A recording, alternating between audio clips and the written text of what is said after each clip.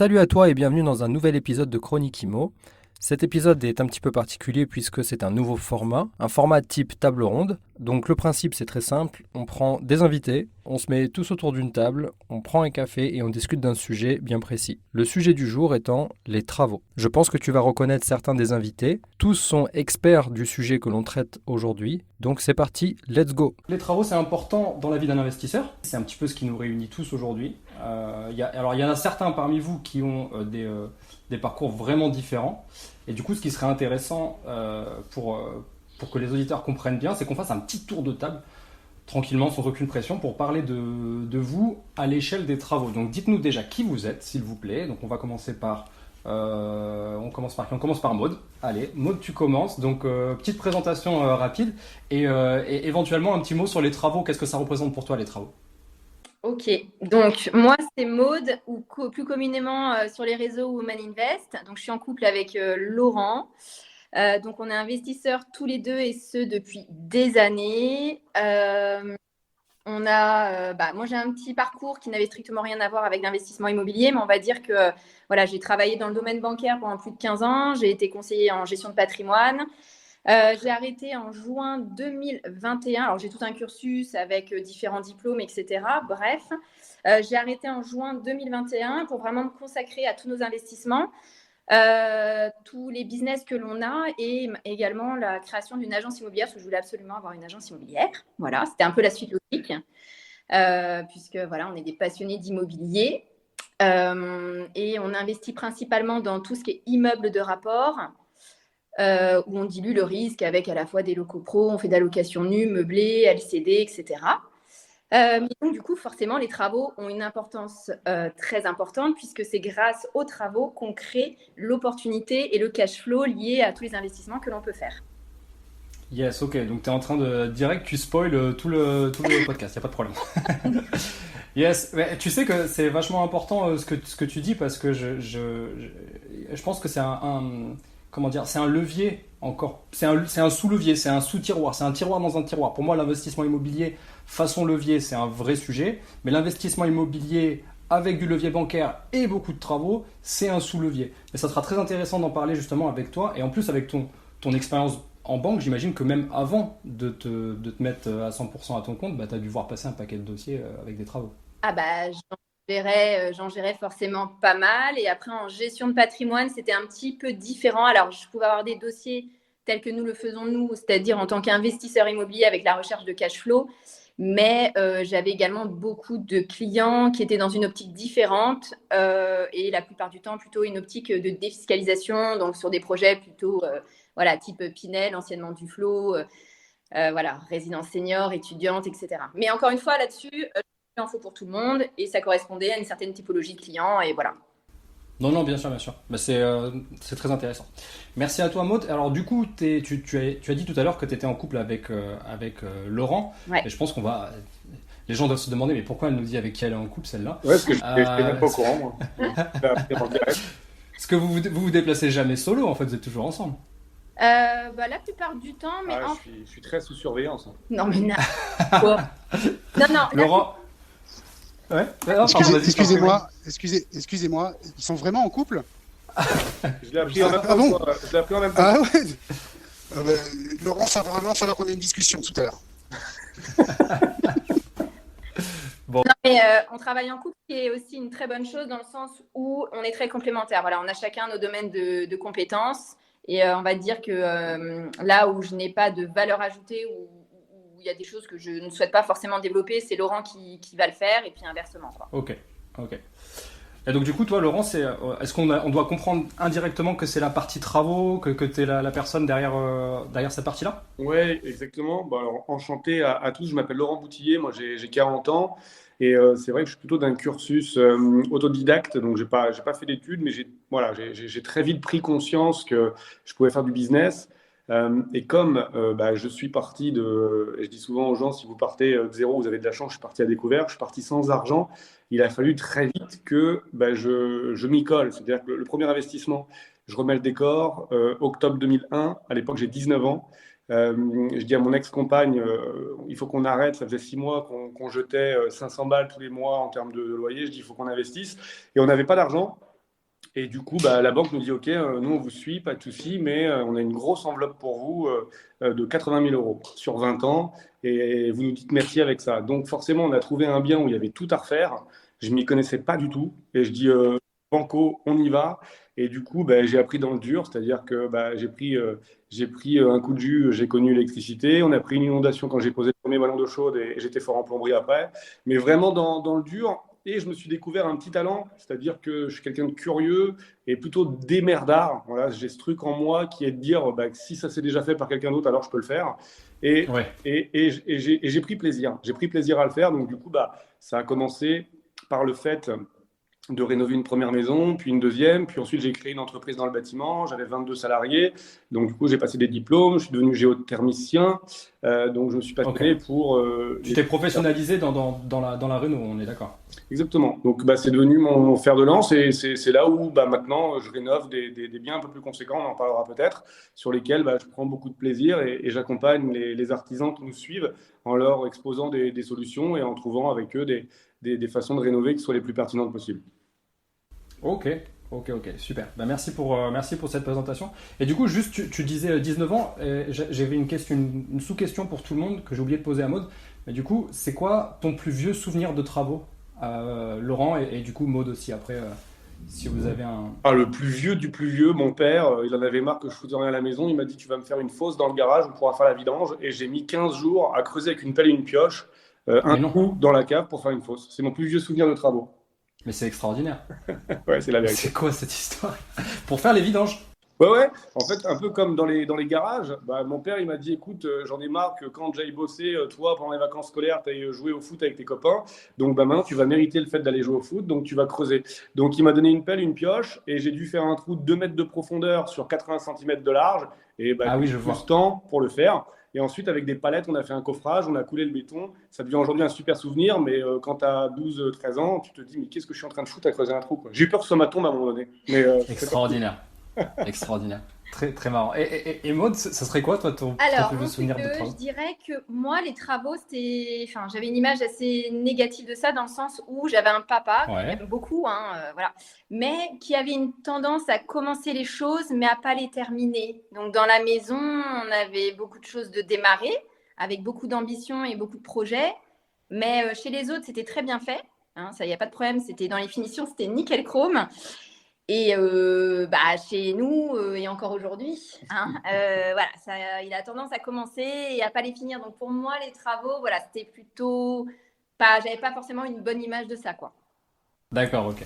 Ouais, donc toi, t'as essayé quand même de rester à distance le maximum des travaux le plus possible, c'est ça? Alors oui et non, c'est-à-dire que il y a des choses où c'est en dehors de mes compétences et enfin il y a des fois où j'ai même pas envie parce que ça prendrait du temps et c'est pas là où j'excelle. Par contre, j'aime beaucoup en faire, c'est-à-dire qu'avec Laurent, la plupart des biens que l'on a pu acheter, c'est nous qui avons fait beaucoup de travaux.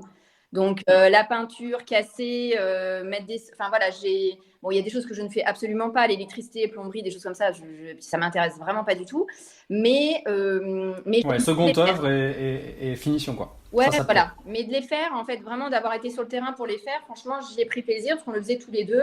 Et je pense qu'on apprend beaucoup aussi, surtout quand on démarre, quand on en fait par soi-même. Ça permet aussi d'appréhender un petit peu les différentes étapes, même si, bien évidemment, il faut le faire par des artisans et par des professionnels. Hein, ils sont là pour ça. Et puis, ça a d'intérêt, on va dire fiscalement parlant également, au niveau des charges. Mais voilà, c'est des choses que j'aime faire. Maintenant, chacun son domaine de compétences. Bon, super. Merci Maud. Je te passe la main, Sophie, Oui. pour que tu nous répondes un petit peu à tout ça. Qui es-tu et pourquoi tu es là en fait? Pourquoi tu es là? Tu vas nous parler de travaux, j'imagine. Oui, bonjour à tous. Donc moi, c'est Sophie, j'habite à Bordeaux. On peut me retrouver, c'est Freedompreneur sur les réseaux. Eh bien moi, j'investis donc en immobilier que depuis 2018. Finalement, c'est assez récent. Avant, j'étais chef de projet informatique, consultante chef de projet informatique dans les cabinets de conseil.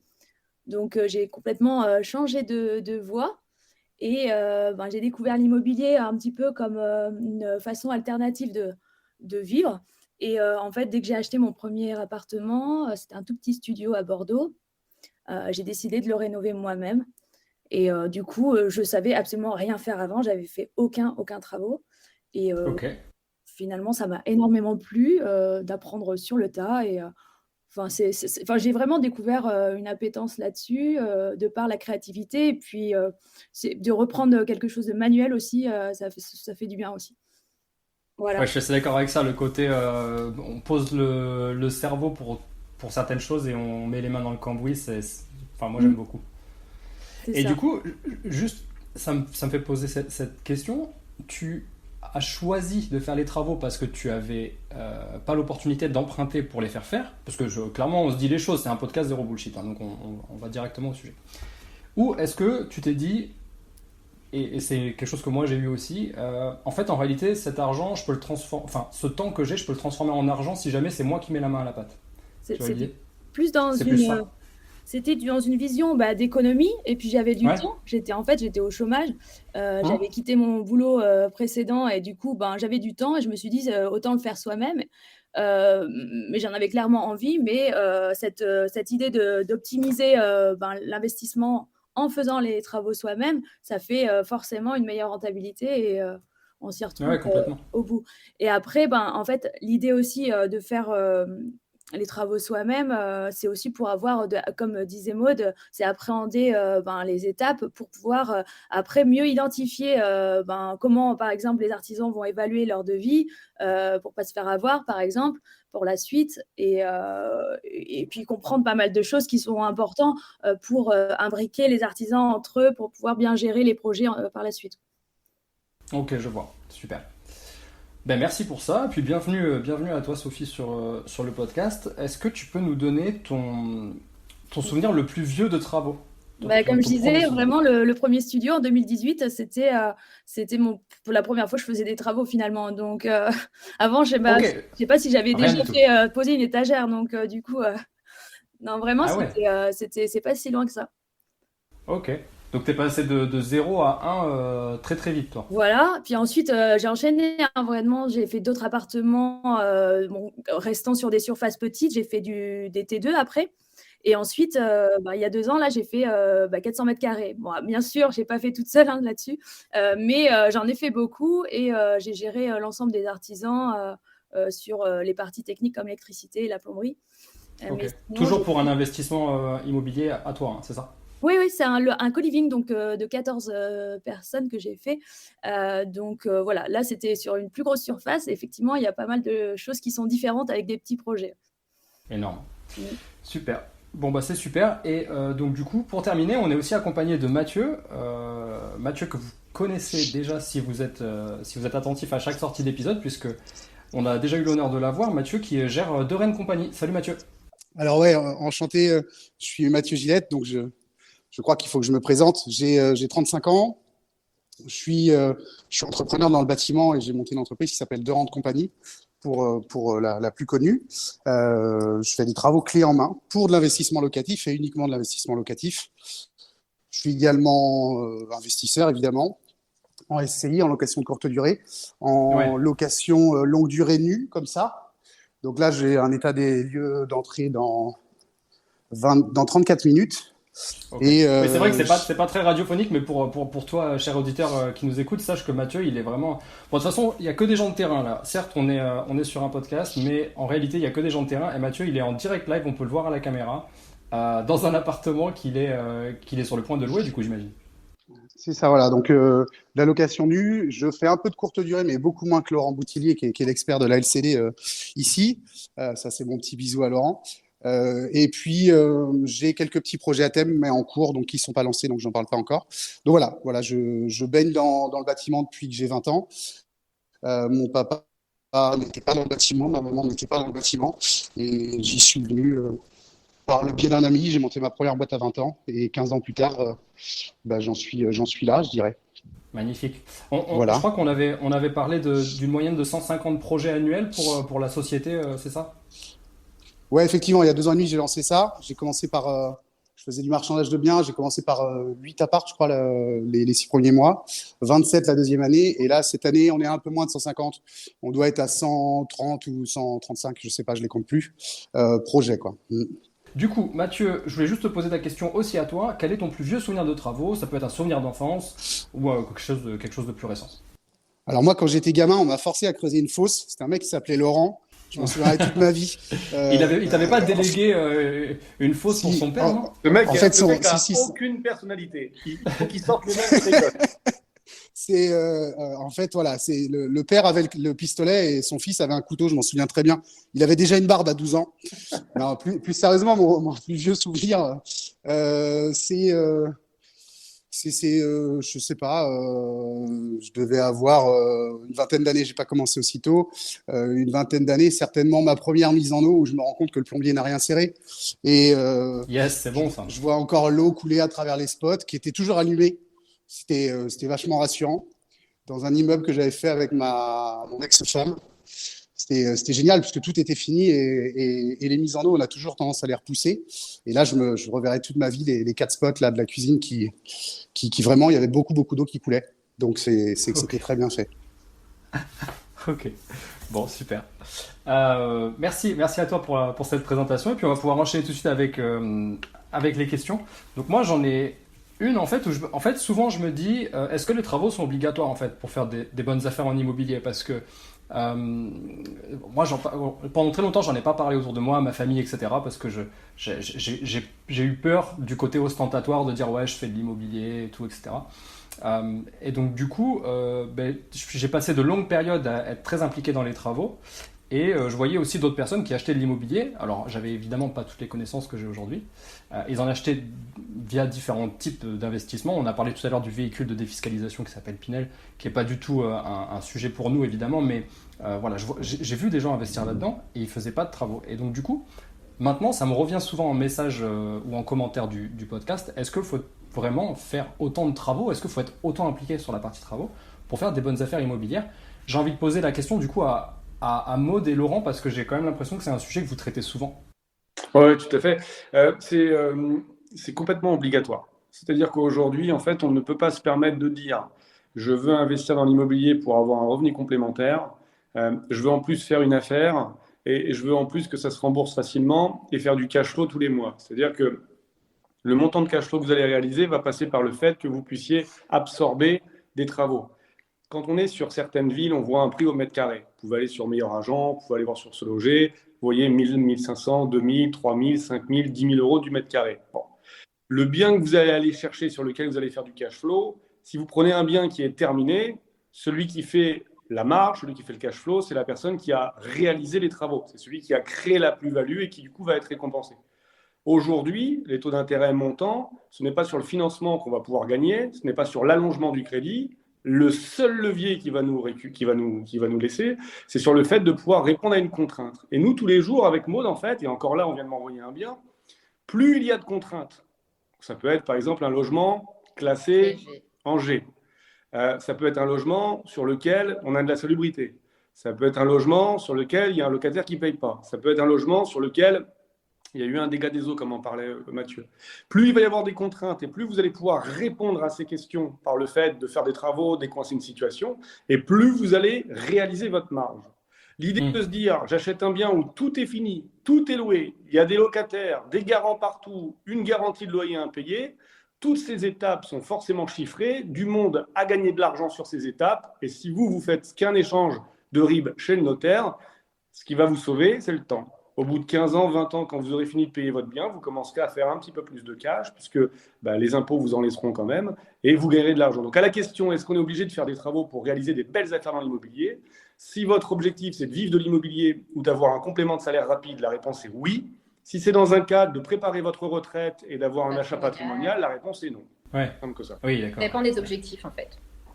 Ouais, ça va dépendre des objectifs. Mais c'est vrai que c'est intéressant cette notion de toujours mettre en face du mot problème, de mettre le mot opportunité. C'est-à-dire que dans le sens, je vais étoffer un petit peu mon propos, si tu acceptes de vouloir gérer ces problèmes-là, eh bien, en face, la conséquence, c'est que tu vas peut-être te créer des opportunités, à savoir des opportunités pécuniaires, puisque effectivement, si tu gères la partie travaux, alors après, c'est pas forcément des problèmes les travaux. Hein. Je dis que c'est des problèmes tant qu'on sait pas les gérer. Quand on sait les gérer, ça devient moins des problèmes. Mais en tout cas, moi, je commence à prendre du plaisir maintenant dans la gestion des travaux. Et c'est vrai que, un petit peu comme Sophie, j'ai beaucoup donné de ma personne au début, et non pas parce que je voulais faire moi-même. Tu vois, Sophie, vraiment, c'était l'idée de comment dire, d'apprendre. En fait, je crois beaucoup au système de mentorat.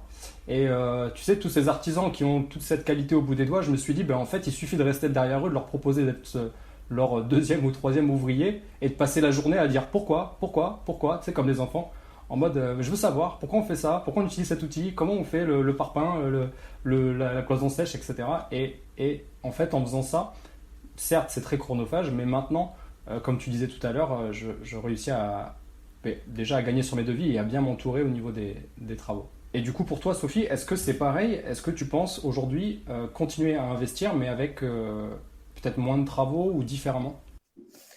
Bon, mon objectif, c'est effectivement de réduire ma charge de travaux, mais pour moi, ça me paraît indispensable de gérer d'en faire, enfin, d'acheter des biens avec des travaux. Il n'y a que comme ça qu'on crée de la rentabilité, en tout cas pour moi, si on veut de la rentabilité rapide. Et puis, donc mon objectif, ça serait de diminuer, mais en De même diminuer ou de déléguer, tu veux dire? de diminuer ce que je fais moi-même. Donc, Ouais.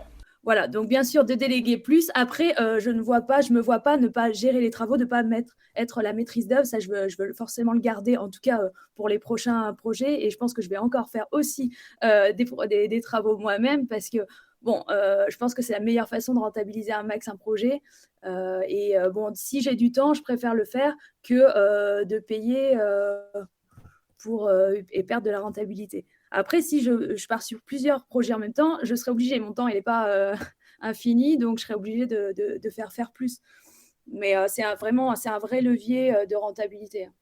Et puis aussi de créativité. Enfin, c'est comme ça qu'on fait, qu'on fait en fait, qu'on crée de la valeur de par la différenciation et puis créer une expérience dans chaque bien. Ouais. Voilà, c'est une bonne création C'est- de valeur.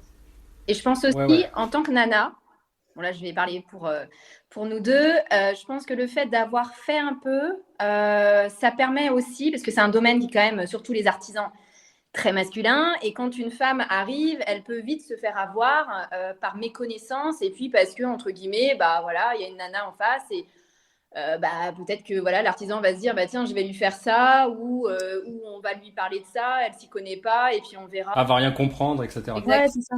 Donc, Déjà, je pense à que- chaque fois, il faut reprouver ce qu'on a fait, ce que j'ai Exactement. fait. Sinon, c'est clair que je vais avoir des devis insensés. Donc, c'est fatigant, en fait. Hein. Vraiment, faut reprouver qui on est, qu'est-ce qu'on a fait.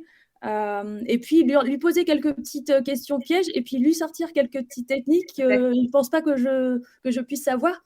Déjà, je pense qu'après, ça les met un petit peu C'est super ça, l'idée des questions pièges, c'est super ça. Très Justement, pertinent. je pense que c'est grâce à ces petites questions où là, ils se rendent compte que finalement, ils n'ont pas affaire à quelqu'un de novice, au contraire, et donc Ouais. ils ne vont pas le faire à l'envers. Et je pense que même ça permet de s'en amuser aussi, surtout au démarrage, voilà, avec certains artisans, quoi. Ouais. Comme quoi, on ne se laisse pas faire, même si on est des femmes. Voilà, on peut maîtriser le sujet sans problème. On n'a pas le choix. Hein. Voilà, exactement.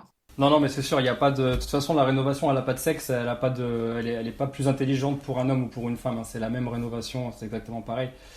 Faut juste avoir envie de se mettre soit les mains dans le cambouis ou en tout cas se mettre le cerveau à l'endroit dans le sens où il faut apprendre. C'est beaucoup d'apprentissage surtout. Exactement. Du coup, Mathieu, du coup, je voulais te poser la question parce que toi, tu es un petit peu des deux côtés de la barrière, dans le sens où tu es investisseur, tu fais les travaux pour toi, tu maîtrises bien aussi ces notions-là, et en même temps, tu proposes via ta société des services à des gens qui n'auraient pas justement le temps que Sophie, Laurent, Maude et moi-même, on a voulu consacrer à ces travaux. Donc du coup, ça serait quoi en fait la bonne pratique pour un investisseur immobilier, un néo-investisseur, disons, qui veut pas mettre les mains dans le cambouis ou qui peut pas en fait tout simplement parce que peut-être qu'il a, je sais pas moi, un CDI, une vie de famille, des enfants, etc. et qu'il n'arrive pas à se découper en fait. Ouais, alors je te répondrai à ça que aujourd'hui, alors bien sûr, je suis dans les travaux, mais pour moi, refaire un bien ou en tout cas engager des travaux dessus, c'est aussi une notion de sécurité. Si tu le finances, tu fais un financement sur 15, 20, 25 ans, plus la durée est longue, plus tu vas forcément avoir un peu de cash flow.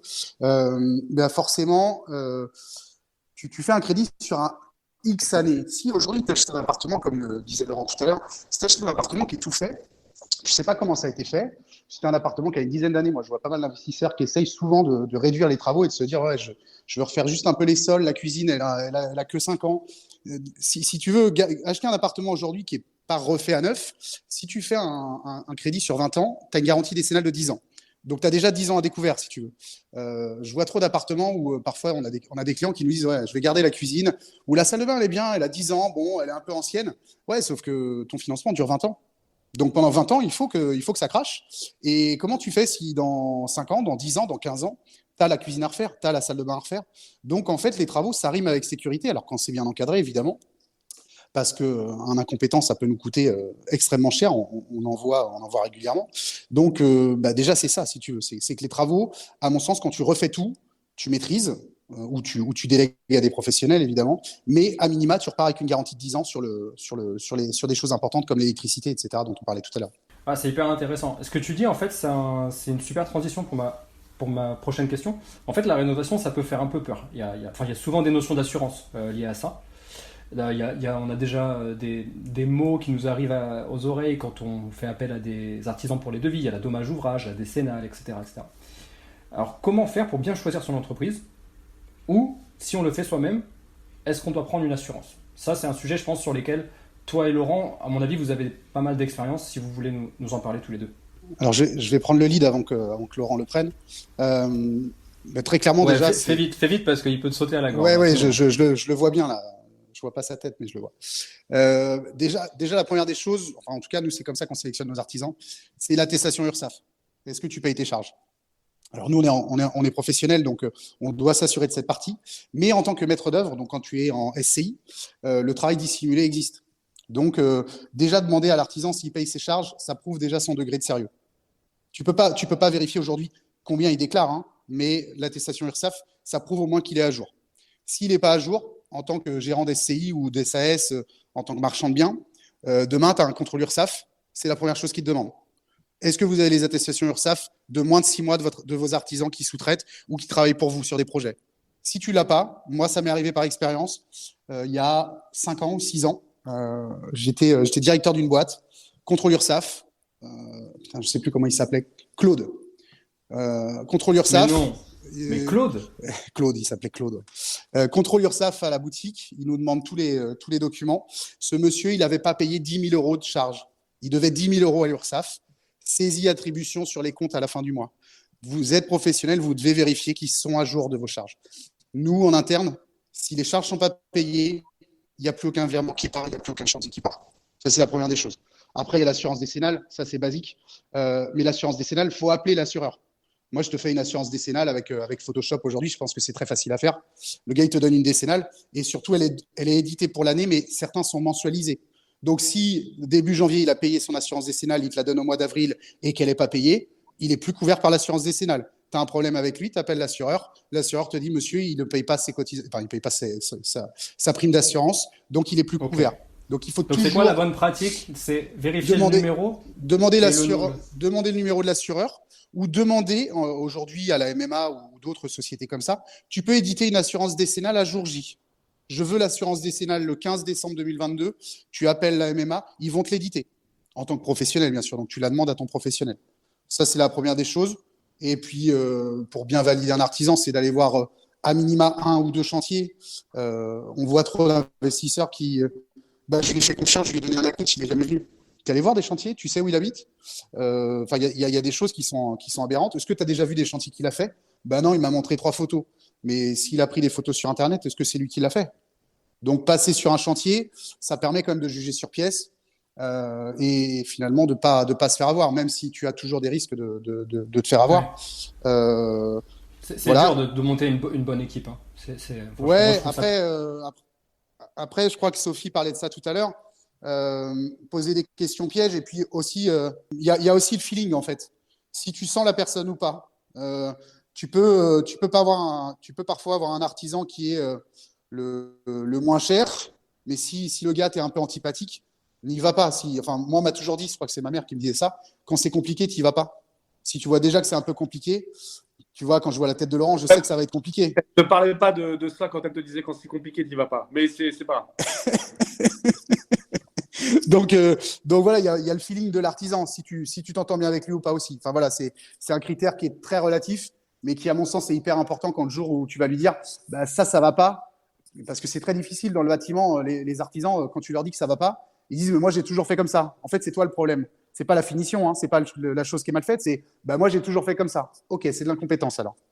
Mais quand tu as un bon feeling, au moins tu peux dire à l'artisan ou à la personne qui travaille pour toi, bah, écoute, j'en attendais pas ça, et est-ce que tu peux revoir la copie? Si le gars déjà tu t'entendais pas avec lui au début, le mec tu vas tout de suite être en conflit, et on sait que quand ça part en conflit, après ça peut durer très longtemps, c'est des loyers qui rentrent pas, et généralement une prise de tête, ça peut vraiment être très compliqué quand on a un boulot à côté ou quand on a d'autres choses aussi à faire que ça, quoi. Ouais, je vois bien, je vois. Ok, merci pour les tips. Du coup, Laurent, tu as une façon de te protéger de ça, toi? C'est quoi ton retour d'expérience là-dessus? Oui, bien sûr. Bah, en fait, tout à l'heure, on parlait de la femme dans les chantiers, qu'on va donner quelques arguments, etc. Il faut quand même rappeler ce qu'est le bâtiment. Il y a des métiers, qu'on le veuille ou pas, qui sont prédestinés. C'est-à-dire que moi, j'ai mon ex-femme qui était aide-soignante.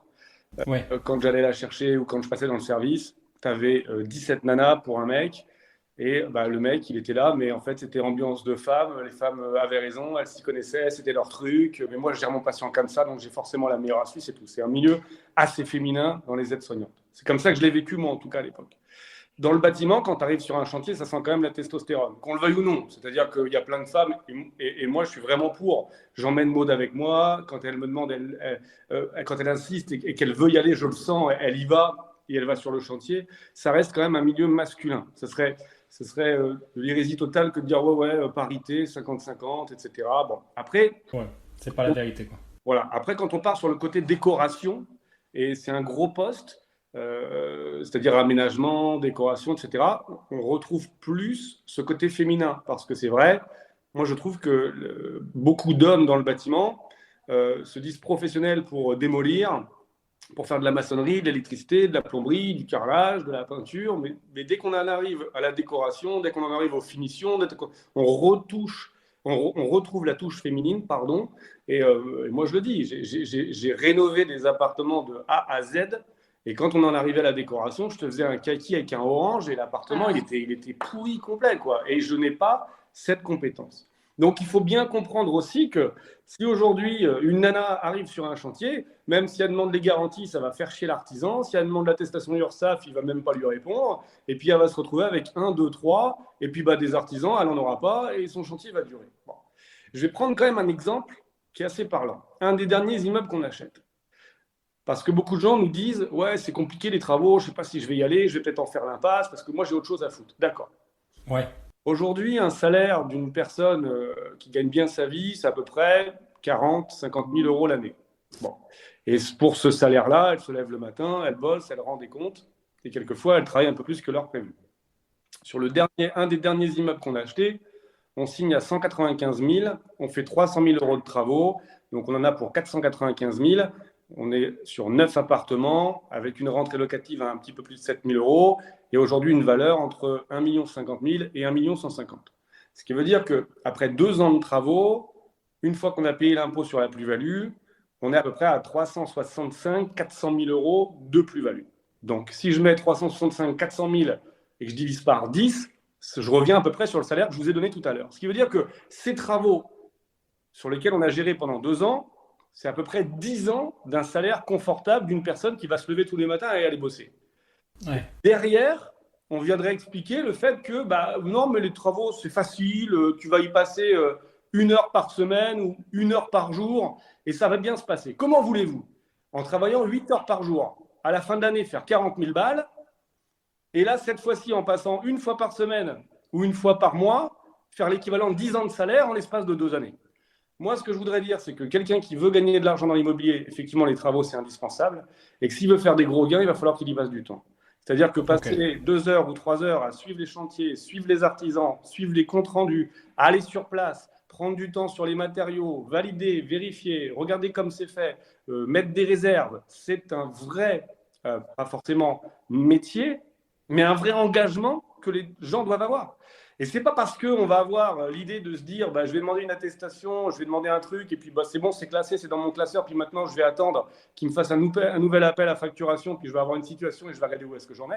Les gens doivent comprendre qu'il est possible de gagner beaucoup d'argent dans l'immobilier à la mesure où ils sont capables de s'engager. Ouais. Au même titre que le mec qui veut faire un marathon, quand tu regardes le marathon de Paris, tu as un mec qui a fait 2 heures et tu as un mec qui a fait 7 heures. Et la différence entre les deux, c'est qu'il y en a un qui a couru 4 heures par jour pendant un an et qu'il y en a un qui a couru une fois 4 heures dans l'année. Et la différence, c'est uniquement ça. Donc, une fois qu'on a compris ça, la question, c'est OK, combien de temps je peux passer sur mon projet, sur mon chantier, pour à la fin aller chercher le gain que j'aurai récupéré. C'est uniquement sur ça. Donc, vous pouvez demander toutes les garanties que vous avez. Pour moi, si vous n'êtes pas présent, et ça, tu peux le dire, Choua, le temps que je passe sur les chantiers, encore ces dernières semaines, c'est tous les jours. Non, il faut être derrière, quoi qu'il arrive, même si ce sont de très bons artisans et ça n'enlève en rien leur qualité, ça reste qu'il faut être derrière. Parce que parfois, il y a des choses qui ont été dites lorsque l'on fait des points, qui sont omises parce qu'un artisan, après, il a sans doute d'autres personnes avec qui il travaille, ils n'ont pas forcément eu toutes les informations. Ou voilà, et on se rend compte, les fois où on n'est pas derrière parce qu'on est parti, il ne se passe pas grand-chose en fait. Soit il y a des merdes qu'il va falloir gérer quand on revient, soit il ne s'est rien passé. En fait, il faut tout le temps être derrière. En tout cas, nous, c'est le constat qu'on a par rapport à tous les chantiers qu'on peut avoir encore aujourd'hui et qu'on a pu avoir précédemment, sans compter également les fois où on a eu des artisans où ça a été une catastrophe. Parce qu'on a voulu à un moment déléguer, on n'était pas à côté, on avait du mal, parce que ça, c'est aussi un problème. Parfois, on peut être amené à faire par soi-même parce qu'il y a une problématique aussi de délai sur la disponibilité des artisans qui fait que ça nous décale d'autant et qu'à un moment, il y a des tâches qu'on peut faire nous-mêmes. Donc, c'est aussi ça qu'on a fait. Maintenant, même si on délègue de plus en plus, ça, c'est sûr, parce qu'on ne peut pas être partout. Mais je sais que ça, c'est aussi une problématique. Et clairement, si on ne suit pas ces chantiers, ça ne se passe pas comme on a envie et sans compter les problèmes qu'il peut y avoir derrière. Hello, je me permets de couper cet épisode en plein milieu pour t'annoncer que j'ai ouvert un fil Telegram pour ceux qui se passionnent vraiment sur l'immobilier rentable. Ce groupe s'appelle Pensée Immo et il me permettra de partager des anecdotes quotidiennes, des astuces, des photos et vidéos et bien sûr de discuter avec toi en direct et de répondre aux questions de tout le monde dans le groupe. Pour rappel, le fil Telegram s'appelle Pensée Immo, donc PENSERIMMO. Donc je te retrouve de l'autre côté dans le groupe et on retourne à notre épisode du jour. Ouais, donc ce que vous dites un petit peu, c'est en fait, peu importe le nombre de garanties et le nombre de checkpoints que tu auras beau mettre dans ton process, si ton niveau d'engagement il n'est pas à la hauteur, c'est-à-dire un niveau d'engagement total à la hauteur de ce que tu veux gagner dans ce projet, en fait, ça ne marche pas parce que tu as beau avoir... Il y a les deux choses. Il y a les garanties parce qu'il faut quand même faire appel à des artisans où il y a tout ce qu'il faut derrière de façon à demain, s'il y a un litige suite aux travaux qui ont été faits, de se dire au moins il y a une assurance derrière, il y a tout ce qu'il faut. Ça, c'est une première chose. Mais la deuxième chose, c'est quand sur le terrain, il y a les travaux qui se font. Si derrière, on n'est pas derrière, ou s'il n'y a pas un maître d'œuvre ou les bonnes personnes, ça ne se passe pas comme on a envie. Alors, je ne sais pas ce que pense Sophie par rapport à son expérience terrain-travaux, mais en tout cas, nous, c'est le constat qu'on a pu faire par rapport à tout ce qu'on a fait comme travaux. Ouais, je suis totalement d'accord. Par exemple, là, pour mon co-living, en fait, j'habitais carrément sur le chantier, en fait, donc... Et si j'avais pas été là, chaque jour, faut les suivre, les plaquistes, les plombiers, etc. Chaque jour, soit ils viennent me poser la question, ah, là, qu'est-ce que tu veux faire si j'étais pas là? En fait, j'aurais pris une décision qui peut-être me correspondait pas. Et puis pour plein d'autres trucs, les seules fois où je me suis absentée du chantier parce que j'avais des urgences sur Bordeaux ou autre urgence sur l'immobilier, quand je reviens, il y a plein de trucs qui n'étaient pas comme on avait décidé ou qui ne correspondent pas. Et si on attend trop, en fait, le problème n'est pas réglable. En fait, c'est trop tard. Il y a déjà des trucs qui ont été imbriqués dessus, donc on peut pas recommencer. Donc oui, moi je suis convaincue. T'es ultra présente sur les chantiers. Moi, j'habitais dans le chantier là pour le dernier. Donc pendant 14 mois, j'ai travaillé, mais tous les jours, j'ai pris 4 jours off sur 14 mois. Donc effectivement, j'ai été complètement investie dessus. Et du coup, la semaine, finalement, c'est beaucoup de gérer des problématiques qui se posent avec les artisans. Et le week-end, enfin, j'avais plus de temps pour faire mes propres travaux que je voulais avancer ou chercher des réponses à des problématiques techniques. Donc, parce que tous les artisans ont des avis différents. Donc, il faut faire son propre avis, chercher sur Internet et décider qu'est-ce que finalement je décide de mettre en place. Parce que, en fait, j'ai l'impression que les avis des artisans, il y a un avis par artisan. Donc, c'est finalement, il faut que toi, tu fasses ton avis et tu prennes ta propre décision avec les conséquences de chaque choix. Ok, super. On enchaîne. Du coup, je voulais vous poser la question, avez-vous une anecdote de chantier, positive ou négative, peu importe, celle qui vous a le plus marqué en fait. Donc, d'ailleurs, ça serait marrant qu'il y en ait pour chacun de vous une négative, une positive. Mais un truc qui vous a vraiment marqué, une anecdote que vous voulez partager et qui peut être aussi une prise de conscience ou une leçon à tirer pour tout le monde. Moi, j'en ai plein, hein, mais quand j'avais ma boîte, je me rappelle une fois où j'avais commandé un terrassier parce que je faisais de la géothermie et j'avais fait appel à un sous-traitant pour pouvoir... la géothermie, c'est la chaleur de la terre. Donc, on fait ce qu'on appelle un terrassement, donc un trou dans la terre qui mesure à peu près 1,5 fois la surface à chauffer. Donc, si vous avez une maison de 100 mètres carrés, il vous faut un terrassement sur 60 cm de profondeur sur 150 mètres carrés. Et Ok. un jour, je fais une maison en rénovation et le client me dit, bon, bah voilà, écoutez, ce qui serait intéressant, c'est que on fasse le terrassement sur l'arrière. On peut pas passer de part et d'autre. Il me dit, mais si, en fait, l'appentis qui est sur la gauche de la maison, quand votre terrassier vient, ce qu'il fait, c'est qu'il détruit l'appentis, parce que c'est un vieux truc, et puis il passe et il fait le terrassement sur l'arrière. Bon. Donc, du coup, moi, j'envoie le plan à mon terrassier. Et puis, je lui commande la prestation. Et c'était prévu peut-être un mois après. Le jour J, mon terrassier y va, j'étais pas là. À 10h, le client m'appelle affolé. Et en fait, le terrassier avait détruit le garage de la maison d'à côté. Et là, moi, je me Mais retrouve non, en c'est fait pas avec possible, ça. je me retrouve avec C'est un un film. chantier qui n'a pas démarré sur le bon et sur lequel j'ai un conflit maintenant avec le voisin d'à côté. Voilà. Donc ça a été un petit peu compliqué à gérer, où là, c'était assurance du terrassier, constat sur place. Bref, ça a commencé, c'était un petit peu compliqué. J'en ai un aussi sur un tout à l'égout, une fois, donc... on était en épandage, on veut se raccorder sur le tout à l'égout. Au moment de creuser, en fait, la pelleteuse, elle amène l'arrivée d'eau générale et je me retrouve avec de l'eau je me retrouve avec un geyser en fait au milieu du trottoir.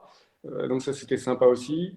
C'est la pelleteuse, attends, c'est quoi? C'est la pelleteuse qui a coupé l'arrivée d'eau en fait qui traversait sur le terrain, c'est ça? Ouais, on avait les plans en fait de l'épandage, donc les eaux usées du client. On avait les plans donc du tout à l'égout, mais par contre Mais pas l'arrivée. on savait pas que l'arrivée générale de la bâtisse était juste à côté. Et au moment de terrasser, en fait, il a tout emporté avec lui, quoi.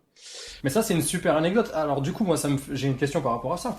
Du coup, c'est l'arrivée générale. Donc, ça veut dire que c'est avant ton Oui. compteur général.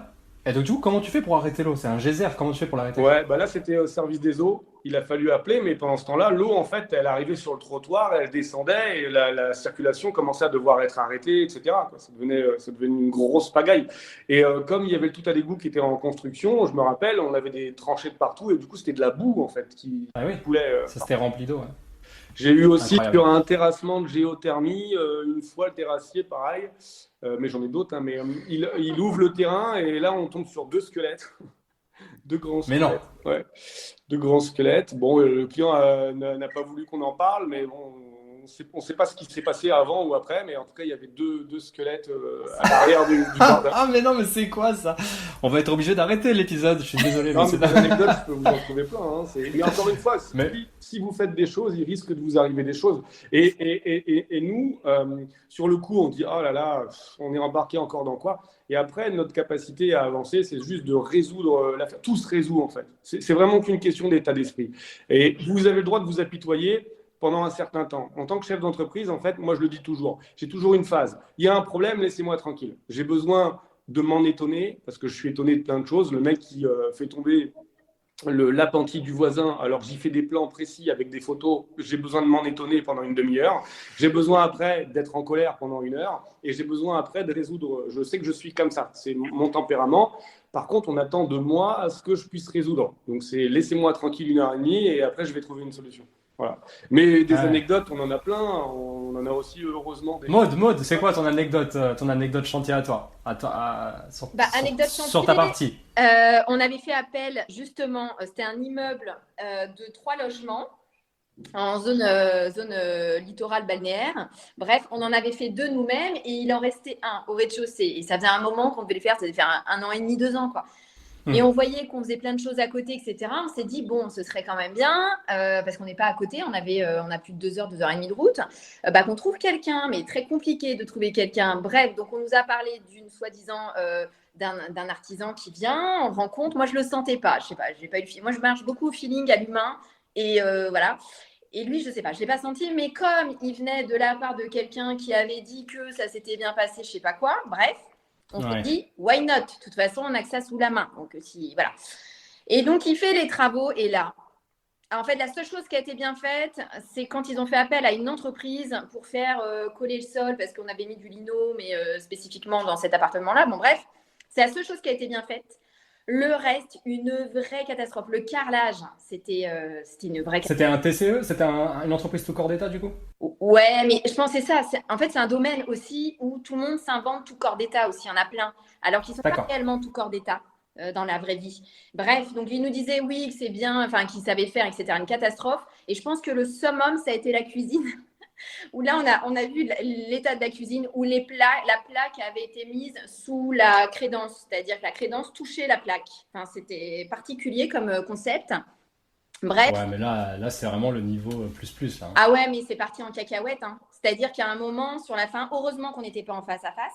Comment tu gères justement cette partie? Enfin, parce que Laurent, il disait à l'instant, ouais, moi, il me faut 1 heure pour me calmer, etc., pour redescendre. Mais comment à un moment donné, là, t'es sur le chantier, tu t'émets des réserves. À un moment donné, il faut dire les vérités aux gens, quoi. En fait, quand on a vu ça, après, c'est qu'on l'a eu au téléphone, parce qu'on n'arrivait forcément plus à la voir en direct. Il l'a eu au téléphone et là, je pense qu'heureusement qu'ils n'étaient pas en face en fait. Parce que là, je ne pouvais pas me mettre entre les deux, ce n'était pas possible.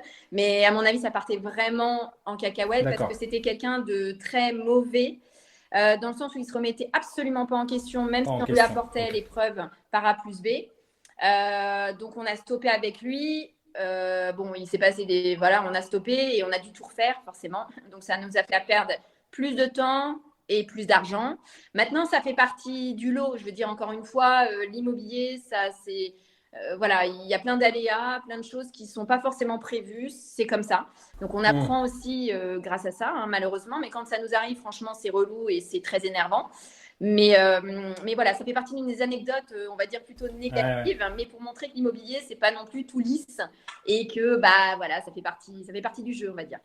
Ah ouais, je comprends. On en a vu une qui était rigolote aussi avant de passer la main. C'est un jour, on achète un immeuble avec 4 logements et un local au rez-de-chaussée. Et donc, on dit on va faire un full LCD sur celui-ci. Donc, on fait 4 LCD. Et du coup, il nous faut 4 box, 4 lignes téléphoniques. On commande les 4 box et puis ils nous en mettent 3. Et le technicien nous dit non, mais moi, j'ai que 3 lignes vous concernant. Non, mais les appartements sont existants. On a demandé, vous nous avez envoyé 4 box, vous avez déjà prélevé. Donc, non, faut rappeler un de mes collègues. Donc, on rappelle, il y a un collègue qui arrive et le mec il nous dit non, mais moi je peux rien faire, je vous jure, il n'y a que 3 lignes, il faut créer une nouvelle ligne, il faut faire une demande, etc. Bon, le mec il s'en va. Je commence à bien m'énerver. Je fais venir un gars et je dis lui, je vais le recevoir. Le mec il arrive, il me dit non, mais là, il n'y a pas. Je dis écoutez, vous me trouvez une ligne parce que sinon ça va vraiment mal se passer. Moi j'ai 4. Donc, ça, c'est les services d'Enedis. Tu parles d'Enedis là, on est Free, Internet. Ouais. Ah, pardon, Internet. Okay, mais il faut savoir juste, cet immeuble-là, on venait de l'acheter. Et le propriétaire, on s'est rendu compte qu'il avait fait beaucoup de merde. Et en l'occurrence, il manquait une ligne téléphonique. Mais ça, on ne le savait pas quand on a voulu mettre les box. C'était la petite surprise. C'est comme il n'y avait pas non plus la terre. La mise à la terre était pas... Et donc, du coup, je dis non, mais vous me mettez vraiment Internet, je veux pas le savoir, quoi. Et je vois que le mec de Free, il commence à se dire merde, en fait, si je trouve pas une solution, ça va être compliqué. Et du coup, il prend une échelle, il monte et il me dit ah, c'est bon. Non, c'est bon, mes collègues, ils ont merdé, il y avait bien une 4e ligne. J'ai branché, etc. Et donc, je vais voir et on n'est plus bloqué à l'étape 2, donc on passe. Et je dis, bon, bah, nickel. Et le mec s'en va, mais il s'en va vite. Hein. Et de là, bah, moi, je suis devant mon immeuble. Et genre, un quart d'heure après, à côté de chez nous, du coup, on avait un restaurant. Et genre, il était 12h30. Et le mec, il arrive en courant. Il me dit, ouais, qu'est-ce que vous avez fait? J'ai plus de TPE. On peut plus payer dans le restaurant. J'ai plus d'internet. J'ai plus rien. Et le mec, du coup de free, il avait pris la ligne du restaurant. Et il nous l'avait attribué de façon à ce qu'on puisse se brancher dessus et avoir Internet sur notre 4e appartement. Quoi. Voilà, ça c'était rigolo. Extraordinaire. J'ai l'impression que tu as vraiment des anecdotes. Pour moi, c'est un film des inconnus. Hein, un peu. Ah, mais je pense que si tu savais que entre les travaux et la location courte durée, je pense que des tomes, on pourrait en écrire énormément. Parce que des anecdotes, on en a plein. Ouais. Tu m'étonnes. Sophie, tu dois en avoir aussi un paquet, toi, de ton côté. Ouais, il y en a un paquet. Après, j'essaye de les oublier au fur et à mesure parce que c'est infernal, quoi. Mais j'en ai quelques-unes en tête. Par exemple, une fois, en fin de chantier, il y a les plombiers qui arrivent, ils viennent me voir et puis ils me disent, mais c'est normal, dans la dernière douche, il y a des trous pour sortir les arrivées d'eau pour la colonne de douche et ils ne sont pas centrés. Je dis, bah non, on fait comme toutes les douches, on le centre, normal. Et j'arrive et en fait, je vois que c'est parce qu'au centre, je touche, il y avait un rail. Donc, j'appelle les plaquistes, j'ai dit, mais c'est quoi ce délire? Enfin, on ne peut pas mettre les arrivées d'eau, la colonne de douche, parce que ce n'est pas centré. Ils me disent, il y a un rail derrière, donc on ne peut pas, vous avez qu'à le mettre sur le côté. Je dis, mais quand même, fallait mettre le rail, pas le centrer, c'est tout. Il suffit de réfléchir un tout petit peu. Non, parce qu'à notre faute, on ne pouvait pas anticiper ça. J'ai dit, bah si, il suffisait de soustraire l'isolation du mur de gauche et faire en sorte qu'il n'y a pas de rail au milieu, c'est tout. Enfin, un truc très basique, quoi. Ouais. Laurent, il est tout rouge, là, il va exploser, je crois. Non. Plus, là, c'était la fin de chantier et avec eux, ça avait été très compliqué. On a vraiment fini ce jour-là à s'engueuler très fort.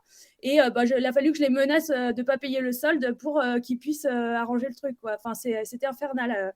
Plein de petits trucs comme ça. Et celui-ci m'a fait péter un plomb. Ouais, on est d'accord qu'en fait, ce que tu expliques, c'est que dans une douche, en fait, au lieu de mettre le raillage tous les 40 ou tous les 60, en fait, il faut pas en prendre considération. Il faut juste prendre considération qu'au milieu, il faut que ça soit creux pour qu'on puisse installer la plaque. Voilà. Si je dis pas, la platine, pardon. Ouais. Ouais. C'est ça, Okay, ça il faut l'anticiper évidemment. Il y avait juste, vu qu'il y avait un mur à gauche qu'il fallait isoler, ils n'ont pas calculé les 15 cm pour pouvoir laisser la place au centre de la douche. Voilà, donc ça c'est une petite histoire. La deuxième, ça me concerne, c'est que en fait c'était il y a des toilettes que j'ai mis au premier étage du co-living qui sont assez petits parce que j'ai voulu en faire 2 parce qu'il y avait quand même pas mal de chambres dessus. Et du coup, le jour où je reçois les toilettes, qui étaient du coup pas branchées, mais je les mets et j'ai fait semblant de m'asseoir dessus pour voir et de fermer la porte pour voir si ça passe, si c'est assez long. Et en fait, tu veux dire oui, au niveau de l'assise, quand tu es assis pour pas que ça vienne dans tes genoux, quoi. Voilà, mais la porte s'ouvrait vers l'extérieur quand même, mais c'était quand même assez réduit la longueur et j'avais pas trop le choix. Donc je fais le test et sauf qu'il n'y avait pas de poignée à la porte. Donc la porte s'est fermée, j'étais la seule sur le chantier. Donc là, je me suis dit, en plus c'était le soir vers 19h, donc je me suis dit, avant demain 10h, enfin 9h ou 10h, personne va venir me sauver. En plus, les toilettes n'étaient même pas accrochées, donc même pas je peux faire mes besoins. Mais non. Donc je me suis dit, je ne peux pas passer la nuit ici. Bien sûr, j'avais pas mon portable avec moi, j'avais rien. Donc ce que j'ai fait en fait, c'est que j'ai essayé de défoncer la porte. Sauf que je me suis fait très mal à l'épaule. Il a fallu que je prenne l'autre épaule et j'avais hyper mal à l'autre épaule. Mais j'ai réussi à casser la porte. Enfin, ça s'est décroché au bout d'un moment, mais je l'ai bien enfoncé aussi. Après, j'avais pas de tournevis, tu sais, rien pour attraper le câble. La pièce, elle faisait 1 mètre carré, donc voilà, j'étais coincée là-dedans. Là, j'ai paniqué. Hein. Donc, j'ai donné toute ma force pour pouvoir sortir. J'allais pas rester une nuit là-dedans. Et j'ai enfin cassé la porte. Heureusement que c'était pas une porte pleine, c'était une porte creuse assez basique, heureusement, parce que sinon je me serais souvenue de cette nuit dans les toilettes. Tu m'étonnes. Non, mais c'est marrant. Mais vraiment, moi aussi, je me rends compte du nombre de débilités que je fais, mais je me rends compte qu'après, et au moment où je transpire, où je me dis putain, je viens de me mettre dans la merde, après j'en sors, donc comme toi, difficilement, avec un peu de sueur. Et après, j'en rigole quand même. Après, je me dis. Bon, là, j'en rigole, mais sur le moment, c'était vraiment très flippant. Je me suis dit, une nuit entière, là, si ça pouvait arriver plus tard, ça va, mais là, c'était au moins 10 heures devant moi, dans 1 mètre carré. Et du coup, ça me permet d'enchaîner avec la prochaine question. C'est quoi ta pire erreur en rénovation sur un chantier que tu as fait récemment? Enfin, récemment, non, depuis 2018, du coup. Ça fait quand même 2 Coupes du Monde hein, que tu investis dans l'immobilier, c'est pas mal. Hein. Qu'est-ce que ma pire erreur? je réfléchis bien avant, donc je fais pas des grosses erreurs. Ah, pas mal. Bien, tu t'es bien Non, sorti mais de ça. il y en a, mais après, c'est pas énorme. Par exemple, en fait, on va dire au deuxième étage là, du co-living, il fallait que je change toutes les portes parce que là, il y a toutes les cloisons qui ont été refaites. Et j'ai vraiment fait, j'ai mis l'accent sur l'isolation phonique, surtout. On a fait double pot pour les cloisons, c'est-à-dire deux plaques de placo, le rail et deux plaques de placo, plus les plafonds pareil en double pot et pas mal d'isolation. Mais on n'a pas pensé aux portes et là, on a mis des portes basiques. Alors, c'est complètement débile, quoi. Alors, les plaquistes m'ont aucun moment donné ce conseil et pourtant, on a parlé pendant des semaines de cette isolation phonique, que je voulais que ça soit justement bien insonorisé et on casse tout avec des portes basiques. Donc, voilà. Bon, après, Ouais, donc t'as beau avoir la meilleure. Ouais, ok. voilà. Entre les chambres, bon, ils n'entendent rien, mais dans les couloirs, finalement, c'est pas optimal. Ouais, ok. Mm. Ok, donc bien faire attention à l'isolation phonique dans son ensemble en fait, pas forcément que le mur. Hein. Et Les oui, il faut menuiseries, c'est un vrai truc. penser à tout, ouais. Puis les sols aussi, j'imagine. Hein. Quand on refait des sols, il doit y avoir certainement des techniques d'isolation phonique. Moi, j'avoue que j'ai pas eu. Ah, si, peut-être sur un parquet, j'ai dû mettre une isolation phonique en dessous exprès. Vous avez une anecdote là-dessus, Laurent et Maud, sur le pire truc en rénovation que une erreur que vous auriez fait? Non, on fait aucune erreur. C'est-à-dire que, ça c'est clair, moi je dis toujours aux gens que de toute façon il ne vous arrivera aucune erreur. Ce serait difficile d'expliquer aux gens que vous allez faire des erreurs. Parce que pour moi toutes les erreurs sont bonnes à être faites pour pouvoir faire en sorte de progresser. On est en train de se lancer aujourd'hui dans un ensemble immobilier qui fait 2500 mètres carrés qu'on divise en 36 logements. D'un seul coup je découvre des ascenseurs.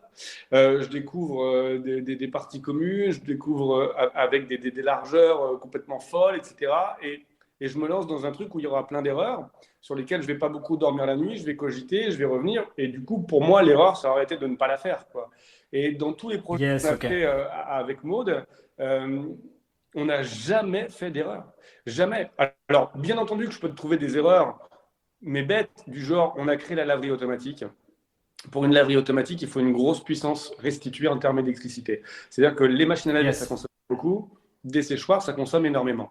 On est sur des rapports de 1 pour 1 kW absorbé, 1 kW restitué en électricité. Pour un séchoir, il nous faut 27 000 watts pour les mettre en route.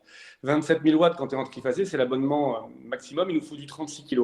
Pour passer de 12 à 36, je ne pensais pas qu'il m'aurait fallu 6 mois auprès d'Enedis pour pouvoir avoir mon abonnement. Comme je ne l'ai pas fait avant, du coup, on a été équipés, on avait une super belle laverie avec des machines, etc., mais on ne pouvait pas mettre en route. Et on a attendu, du coup, 4 mois supplémentaires sans faire de chiffres. Alors, on pourrait nous dire, c'est une erreur, mais le fait de le savoir, on a créé une formation pour les gens pour ouvrir une laverie automatique, et dedans, on fait un chapitre, on leur explique, et aujourd'hui, c'est quelque chose que l'on vend, que l'on propose, et cette erreur, on aura de l'argent. Donc, pour moi, il n'y a pas d'erreur dès lors où on passe à l'action. Moi, j'entends Sophie qui dit j'ai fait l'erreur des portes. Je pense que maintenant, le premier truc qu'elle va regarder quand elle va séparer deux pièces au niveau d'isolation, elle va dire OK, pour qu'une isolation soit bonne, il faut que j'isole de mon côté, mais surtout de l'autre côté. Effectivement, le fait d'avoir un double pot avec un vide d'air, une isolation, plus une membrane éventuellement, ou au moins des joints, et une porte étanche, c'est la logique. Et quand elle va arriver, elle va d'abord regarder la porte avant de regarder la double pot de partout, ce qu'on appelle une SAD. Donc, aujourd'hui, moi, j'ai envie de dire qu'avec Maud, on ne fait pas d'erreurs. Et les erreurs qu'on pourrait faire sont quand on ne fait pas les choses. Je pense que pour c'est le terme, reste, en fait. pour le reste, il n'y a pas d'erreur. Encore une fois, ça dépend de comment on perçoit les choses. Peut-être au lieu de dire... Vous ne faites pas des erreurs, vous apprenez des leçons, quoi. Ouais, voilà. Mais par contre, aussi une bonne chose à dire quand même aux auditeurs du podcast, c'est que généralement, les gens qui font bien les choses, et j'ai à cœur de dire que les gens qui sont autour de cette table ronde aujourd'hui, c'est des gens qui font les choses pour eux, mais aussi parce qu'ils savent que derrière, ils vont restituer un bien à quelqu'un et qu'il y a quelqu'un qui va vivre dedans, et que c'est très important de considérer la personne avec autant de respect qu'on se considère soi-même. Et que donc, du coup, si on se rend compte qu'on vient de faire une erreur, c'est pas grave, on peut la rattraper avant la mise en location. Le plus important, c'est que le locataire il soit bien dans l'endroit, peu importe que ce soit de la courte ou de la longue durée d'ailleurs. Ouais, je suis complètement d'accord avec ça. On a loué un appartement il n'y a pas longtemps à une nana et d'habitude on fait des WC traditionnels. Là on a fait des WC suspendus pour que ce soit un petit peu plus sympa. On a tout carrelé. Mais quand vous faites un WC, en fait, c'est une alimentation, c'est une pipe en sang. Et puis j'ai fait un évent, c'est-à-dire j'ai fait remonter le tuyau pour éviter d'avoir ce problème de l'eau qui s'écoule mal. Et en haut de l'évent, on met toujours un bouchon. Et en fait, quand le plaquiste a fermé, le plombier n'avait pas mis le bouchon. Ce qui fait que vous avez une odeur d'égout dans les WC, quoi. Bon, on a loué à la locataire. La locataire, au bout d'une semaine, dit attendez, je suis en train de mettre de l'eau de javel tous les jours, je mets des sambons, je mets des machins, etc. Et dans mes WC, ça sent toujours mauvais. Et on a ouvert la trappe, on a mis le bouchon, on a fermé. Est-ce que c'est une erreur? Je ne sais pas. En tout cas, ce qui est certain, c'est que pour moi, le sérieux d'un propriétaire, c'est simplement de répondre rapidement quand il y a un problème. Il y a toujours des problèmes, toujours des choses à faire remonter. Voilà, nous, notre sérieux.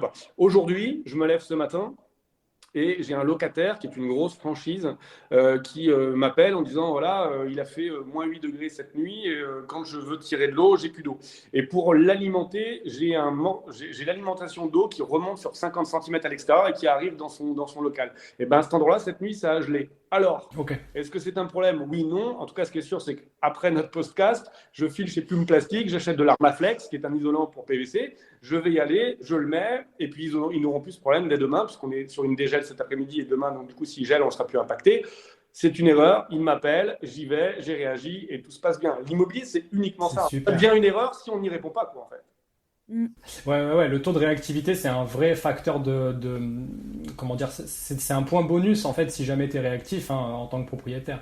Ça me fait penser du coup à une anecdote. Moi, j'ai loué un appartement, c'est l'appartement le plus cher que je loue, et j'étais persuadé d'avoir été méticuleux à souhait. Et effectivement, sur une partie que j'ai pas gérée, à savoir la douche, donc le receveur de douche, j'ai pas du tout géré cette partie, je l'ai délégué à une entreprise, et une entreprise à qui je fais extrêmement confiance, etc. Et lui-même, il n'avait pas anticipé que, en fait, en dessous, c'est des poutres en bois, c'est pas un sol en... Enfin, oui, c'est un sol en dur, mais il y a quand même des vides d'air. Et en fait, quand il a posé son receveur, il n'a pas mis vraiment d'aplomb les 5 pieds. Et du coup, ça a fissuré dans la première semaine. Et mon locataire, autant vous dire que j'ai fait en sorte que l'appartement il soit bien cher. Le locataire, je l'ai bien sélectionné. Et il était un peu énervé de se rendre compte que lors de sa première semaine, il avait le receveur de douche qui fissurait, quoi. Parce que autant te dire que ça peut faire peur quand on n'est pas du métier. On peut se dire attends, quoi, la première semaine c'est le receveur de douche, c'est quoi la semaine prochaine, quoi, quand je vais dormir, ça s'effondre ou quoi. Et toujours est-il que dans la journée, il avait la solution qui était posée. Et, si je dis pas de bêtises, 3-4 jours plus tard, l'entreprise elle est venue, elle a changé à ses frais en plus, puisqu'elle était assurée, le receveur. Et moi en plus, étant donné que je suis un gros client de ce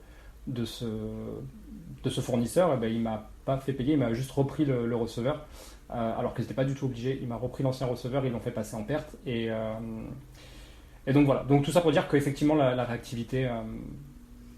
ça paye. Yes, I. Alors du coup, je voulais juste parler d'un sujet. Tout à l'heure, tu en as un petit peu parlé, Maud, sur les biens neufs. Est-ce que quelqu'un ici a des biens neufs? Parce que moi, j'oublie souvent d'en parler, mais j'ai un bien neuf. Et c'est vrai que souvent, quand on me demande... Parce que ça... Alors, on me le demande souvent quand je suis en apéro IMO ou quoi que ce soit. Alors toi, c'est quoi l'état de ton patrimoine, etc. Donc moi, j'oublie d'en parler parce que c'est pas un truc qui me fait vraiment vibrer. Et dans le nord, d'ailleurs, du côté de Lille, si je dis pas de bêtises, à Valenciennes. Pardon. Valenciennes, ouais. Ouais, tout à fait. J'ai investi dans une auto-école. C'est un bien neuf. En fait, c'est une SCI. Je ne sais pas si vous connaissez le principe d'investir à plusieurs dans une SCI. Il y a des tickets d'entrée. Donc, du coup, pour quelque chose comme 15 ou 20 000 euros, on est propriétaire d'une partie. Voilà. Donc, j'ai investi dans une partie d'une auto-école. Mais en fait, j'en parle jamais parce que je me sens complètement déconnecté.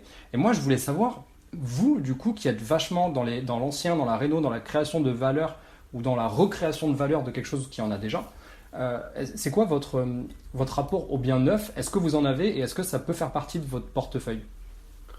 Tout est question d'économie. Encore une fois, aujourd'hui, on est dans un secteur, nous, à peu près valorisé à 2 500 euros du mètre carré, là où on investit. On est capable de trouver des biens à moins de 1 000 euros du mètre carré. Bon, à moins de 1 000 euros du mètre carré, qu'est-ce qu'on trouve? On trouve un clos couvert, à savoir une bonne maçonnerie, une bonne charpente, une bonne couverture. Et on a besoin derrière de changer les huisseries, donc les ouvrants, les fenêtres, les portes.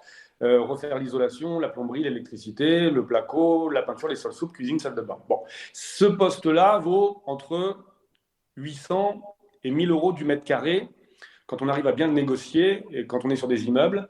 Donc, ce qui veut dire qu'on achète à moins de 1 000 euros du mètre, on se retrouve à 1 000 euros en termes de travaux pour faire en sorte que le bien soit louable, soit un total à environ 2000 euros du mètre carré, dans une ville qui en vaut 2005. Quand on sait qu'aujourd'hui, et nous on a déjà fait construire plusieurs fois avec Maud, quand on sait qu'aujourd'hui, quand on fait construire, on est plus près des 2007, 2008 du mètre carré, et qu'on est soumis à l'augmentation des matériaux, parce que si vous faites construire, vous avez un contrat de construction qui vous stipule le fait que si l'acier fait plus 100%, eh ben on va vous répercuter la hausse au bout de 6 mois, 8 mois, 1 an, et vous devrez payer. Aujourd'hui, ce serait quand même assez ridicule d'aller se lancer sur un projet où on va payer 2007-2008 du mètre, alors que pour 800 euros de moins au mètre carré, on est capable d'avoir la même surface pour la louer au même prix, quoi. Alors, ce qui n'empêche aucunement qu'on a fait et qu'on a toujours, où on a fait des constructions. Et là, on a un projet c'est un projet un petit peu différent de ce qu'on a pu faire, mais dans le sud, où on est en cours d'acquisition d'un terrain pour y faire une maison d'archi, avec l'objectif de pouvoir en profiter, mais surtout pouvoir faire de la location courte durée, mais haut de gamme. Donc voilà, on est sur de la construction, mais qui répond à un certain objectif qu'on s'est fixé. Voilà. Ouais, ok, donc le neuf, pourquoi pas, mais il faut que derrière, ça soit corrélé avec une renta, en fait. Potentiellement, ouais. Ouais, parce que là, sur la construction, on est à 500, 550 000 pour la maison, mais derrière, on est à plus le terrain. Donc, on est sur une enveloppe à 800, mais derrière, on est à 350 euros la nuit en basse saison et 450 euros la nuit en haute saison. Donc, forcément. Voire plus en haute saison, mais voilà, on a minimisé. Mais donc, forcément, en fait, on se retrouve avec un projet qui, sur le papier, est rentable, mais parce qu'on a mélangé de la construction neuve avec de la location courte durée. Donc, dès que vous faites de la location courte durée, qu'importe le prix que vous achetez, vous êtes rentable, hein. J'ai beaucoup de gens qui me disent « Ouais, mais j'ai trouvé un bien et je fais de la coloc ou je fais de la location courte durée et est rentable. » Bah ouais, mais bon, qu'est-ce qui n'est pas rentable? Tu peux même prendre un crédit de 15 ans. Hein. Nous, les premiers crédits qu'on a pris à l'époque sur SCI, c'était que du 15 ans. Tu mets un crédit sur 15 ans, tu fais de la LCD en face. La LCD, au bout de 11 jours, 12 jours, tu es déjà en point mort, quoi. Le reste, ça va vraiment être ton cas. Donc, si tu fais 20 jours dans le mois, tu fais 8 jours de marge. Ok. Et donc, du coup, ça me permet de rebondir sur le fait que peut-être que vous présentez tous vos dossiers en banque sous forme de location saisonnière, c'est-à-dire le combo société. Non. Vous présentez en classique, mais avec la possibilité d'être encore plus rentable en LCD. On présente toujours les deux chiffres, mais encore une fois, la banque, surtout quand vous allez faire un investissement, sur de la LCD, on est sur de l'aléatoire. Donc, au démarrage, quand vous n'avez pas. Voilà, donc la banque, tout ce qui est aléatoire, elle n'aime pas très bien. Par contre, sur de la location. Puis, quoi qu'il arrive, de toute façon, un projet, je parle comme on le fait nous, hormis la maison, ça c'est un peu à part, parce que je viens de vous parler, mais les autres, le calcul doit être fait sur de la location classique. La LCD, c'est le bonus, c'est le plus. De toute façon, quoi qu'il arrive, comme disait Laurent, ce sera toujours plus rentable. Si tu fais un truc qui est bien, avec un concept, et peu importe, entre guillemets, même où aujourd'hui c'est dans le trou du cul du monde, si tu as créé un concept, tu vas faire venir les gens parce que les gens vont vouloir avoir une expérience. Si on peut même aller jusque-là. Mais au-delà de ça, quand on fait un projet quel qu'il soit, il ne faut surtout pas calculer la rentabilité sur de la LCD, mais de la rentabilité liée à de la location classique. Ça, c'est hyper important parce que demain, on ne sait pas de quoi est fait l'avenir. Il y aura peut-être plus la possibilité de faire de la LCD telle que l'on le fait aujourd'hui. On le voit bien, il y a des villes où aujourd'hui, c'est très compliqué de pouvoir en faire. Donc, il faut. Et puis, encore une fois, demain, un Covid 11 revient. La LCD sera pour, on l'a bien vu, certains qui vivaient que sur de la LCD, ils se sont retrouvés dans des situations qui, à mon avis, n'étaient pas des plus confortables. Et voilà, ça peut être amené à être arrêté ou autre. Donc, il faut faire le calcul sur de la location classique. Ok, super. Et donc, du coup, toi, Sophie, c'est quoi ton ressenti par rapport au bien neuf? Est-ce que c'est un marché où tu as envie de t'exposer? Enfin, j'ai quand même l'impression qu'avec ton co-living, tu as gardé la maison, la structure en elle-même, mais tu as tout refait à neuf. Oui, après, moi, le neuf, le faire construire, c'est pas du tout un truc qui m'intéresse. Je suis vraiment attirée. Et ce qui me booste aussi, c'est de rénover des belles maisons, la pierre, le charme de l'ancien. C'est vraiment ce qui me plaît. Là, le co-living, c'est une grosse maison de maître qui est magnifique. La base, déjà, personne ne pouvait dire qu'elle est moche, cette maison, même si elle était très, très vieille à l'intérieur. Mais voilà. Pour l'instant, le neuf, c'est pas ce qui m'attire. J'ai encore pas mal de choses que j'ai envie de faire dans l'ancien. Ça serait quoi, par exemple, là, le prochain truc que tu aimerais faire? Là, je suis sur l'étude de plusieurs biens pour faire sûrement de la location courte durée sur un immeuble et peut-être un autre co-living et 2 autres projets qui sont plus secrets. Donc, voilà. Donc, je suis sur l'étude de tout ça. Et parmi ces 4, il y a bien un qui va sortir, peut-être 2, on verra. Voilà. Ouais. C'est bien d'en avoir plusieurs, ça permet Ouais. au moins de sortir quelque chose à la fin. Ouais, parce qu'après, faut pas être si on est trop sur qu'un seul, on va y aller coûte que coûte. Et puis, même si tout a changé dans les calculs, si on y va et que finalement c'est plus rentable, c'est pas la peine. Donc, vaut mieux en étudier plusieurs en même temps qui nous Bon, intéressent. Et s'il y a des j'ai bien pris note. on peut J'ai pris note, du coup, je te redonnerai un rendez-vous pour écouter tes prochaines aventures. Ok. Et alors du coup, c'est vrai qu'on a tous ici un point en commun, c'est que déjà on est des gens de terrain. J'ai l'impression qu'on aime foncièrement ça, le terrain, même si on est très présent sur Internet, hein, certains plus que d'autres, mais en plus de faire des travaux et d'être très présent sur la partie travaux, on aime beaucoup ça, le terrain. Et on aime aussi rencontrer d'autres personnes. On aime beaucoup rencontrer d'autres investisseurs, peu importe leur niveau d'ailleurs, peu importe les compétences, etc. J'ai quand même l'impression qu'on se nourrit beaucoup de l'humain et de l'autre. Et alors moi, à mon échelle, j'essaye d'être présent à tous les apéros IMO de la région autant que faire se peut. C'est pas toujours facile, mais j'adore être présent. Je fais aussi des séminaires, etc., des rencontres. Et d'ailleurs, on va tous se rencontrer en février. Le 4 février, on se retrouve tous sur une rencontre pareil de passionnés ou d'investisseurs ou de futurs investisseurs à Rennes. C'est le 4 février. Est-ce que tu veux nous en parler un petit peu, Laurent? Je sais que toi, tu y as déjà été, tu as participé et tu as même pitché, il me semble, sur cet événement. J'y suis allé une première fois, j'ai pas compris, donc du coup, j'y suis allé une deuxième fois. T'en profites parce qu'il est plus avec nous, Mathieu. C'est bon, je peux le descendre là ou pas? Non, c'est vrai qu'on ne fait pas d'événements gratuits. Avec Maud, on tourne pas mal en France sur des événements, on rencontre beaucoup de monde. Et puis, ça a été avant tout une rencontre humaine. J'ai beaucoup apprécié. Et je pense que, un peu comme les associations, demain, on est en rendez-vous avec une personne avec qui on devrait s'associer pour un nouveau projet parce que humainement, ça passe, quoi. Là, quand Mathieu nous a appelés, il nous a expliqué le projet, donc un événement sur le Grand Ouest, complètement gratuit. Et c'est vrai que moi, j'ai tendance à me dire, waouh, d'habitude, les gens payent pour venir. C'est pas que je veux gagner de l'argent, c'est pas que je veux gagner de l'argent. C'est simplement que comme les gens vont payer, en fait, ils sont prêts à entendre.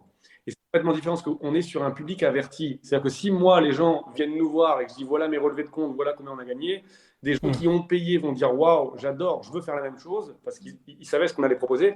Et des gens qui ne payent pas, moi j'avais peur au fait de me dire, je vais avoir des curieux, des gens qui vont dire non, mais c'est quoi ces gens qui expliquent qu'ils ont du patrimoine, qui font des travaux, qui vivent de l'immobilier? Est-ce que c'est encore des gens qui se la racontent? Mais moi, du coup, je suis français, donc je suis jaloux, donc j'aime pas, donc je vais me barrer. Et en fait, non, la première fois que je suis venu, on était peut-être 180 personnes.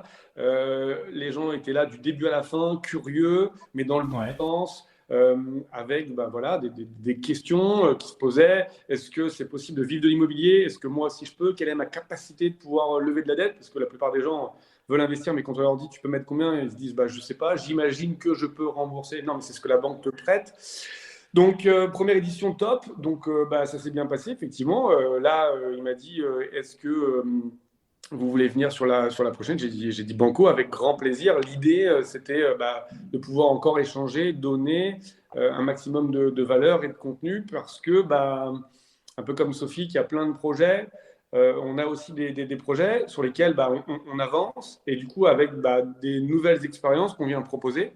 Il y a 4-5 ans, on arrivait avec un événement où on parlait de l'immeuble de rapport. Il y a 3 ans, on arrivait en disant l'allocation courte durée dans l'immeuble de rapport. Maintenant, on arrive en disant le local en bas avec le distributeur de billets de banque ou la laverie automatique avec la LCD dans l'immeuble de rapport. Et ça crée en fait un cheminement où les gens arrivent et disent ouais, en fait, il y a encore quelque chose à faire, quoi. Je peux encore optimiser mon parc, je peux encore l'idée du locker Amazon, ça va attirer du monde et je peux le mettre chez moi, je vais prendre le contrat, c'est des choses qu'on vient apporter et là on vient pour la 3e fois. Pour moi, ce sera la première du coup. Parce que Pour toi, c'est la première, ouais, c'est ce que j'allais dire. Toi, tu n'avais pas participé jusqu'à présent. J'étais en mode maman parce qu'il y a aussi voilà, on a 3 enfants, donc il faut aussi savoir les garder, s'organiser. Et à chaque fois, ça tombait au moment où on avait les enfants.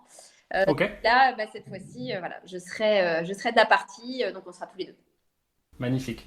Super. Et Sophie, toi, tu n'avais pas participé encore, mais là, cette fois-ci, tu vas participer pleinement aussi à cet événement avec nous. Oui, j'y suis jamais allée, donc ça sera un grand plaisir de découvrir et je pense qu'il y a déjà des super intervenants, donc ça va être cool. Ouais. Tu vois, moi, ce que je pense de ce genre d'événement, c'est vrai que en réalité, je me suis pas posé la question est-ce que c'est gratuit ou payant. En fait, je ramène vraiment ça à l'échelle de l'humain et qu'en fait, dans ce type de moment, vu qu'on va forcément partager avec énormément de gens, l'idée, ça va être juste de pouvoir, enfin en tout cas moi c'est comme ça que je le vis, moi je donne sans aucun problème ce que je sais si quelqu'un me pose une question, mais surtout je vais essayer d'apprendre quoi. Je me dis il y a forcément quelque chose à apprendre de quelqu'un, enfin tu vois, moi partager ce genre de moment avec des gens comme vous qui ont de l'expérience, je suis sûr que je vais arriver avec ma petite liste de questions sous-jacentes, tu sais, dans un coin de ma tête en me disant tiens, je vais peut-être demander à Sophie, elle qui a tout fait toute seule, ou Laurent avec son gros background BTP, tu vois, je peux peut-être lui demander, enfin BTP. Vraiment, l'idée c'est de réussir à tirer tout le monde vers le haut. C'est très difficile que tout le monde arrive au même niveau, mais en tout cas, chacun vient avec son niveau d'engagement, quoi. On peut pas tous être au même niveau, effectivement. De toute façon, le but, c'est pas de se comparer aux autres, hein. Au contraire. Non. Je pense qu'on s'inspire. Enfin, il y a toujours à s'inspirer d'expériences des autres, quoi qu'il arrive, parce qu'on n'a pas le même cursus, on n'a pas eu la même vie, on n'a pas les mêmes expériences, les mêmes projets, les mêmes envies. Mais en tout état de cause, je pense qu'on se nourrit. Parfois, au niveau des échanges, parfois, ça va être un mot qui va déclencher quelque chose, qui va faire que la personne, je sais pas, elle va réussir à s'enlever certaines barrières qu'elle a pu avoir, ou alors parce qu'elle est sur un projet, qu'elle est face à un problème, en échangeant avec telle ou telle personne, ça y est, elle va trouver une solution à ce problème-là. Donc, quoi qu'il arrive, des événements comme ça, et au-delà de ça, je pense que ces événements-là, parfois font naître aussi des affinités et surtout des associations, clairement. Parce qu'on sait qu'aujourd'hui, arrive à un moment, on avance seul, mais on va beaucoup plus loin grâce à d'autres personnes et en s'associant, alors en se protégeant, parce que encore une fois, quand on s'associe, il y a aussi les conséquences qu'il peut y avoir en cas que ce soit de mésentente ou de décès ou autre. Mais quoi qu'il arrive, c'est quelque chose qui fera que ça ne fera que grandir et développer les objectifs que l'on peut avoir grâce à ces associations. Et c'est souvent lors de ce genre d'événements, d'ailleurs, que ça peut venir ou que ça peut arriver, ou alors à d'autres événements, peu importe. Mais quoi qu'il arrive, ça ne peut être que positif, en fait. Enfin, selon moi, en tout cas. Non, je suis assez d'accord avec ça. Bon, ça va être chouette. Et donc, du coup, clairement, c'est le 4 février et c'est à Rennes. Ouais. Et on peut retrouver... Alors, Mathieu nous a lâchement abandonné pour aller faire du business de son côté. Mais c'est pas grave, on maintient quand même la promo, il n'y a pas de souci. Le rendez-vous, c'est à Rennes le 4 février à partir de 15h30, je crois, ou 16h.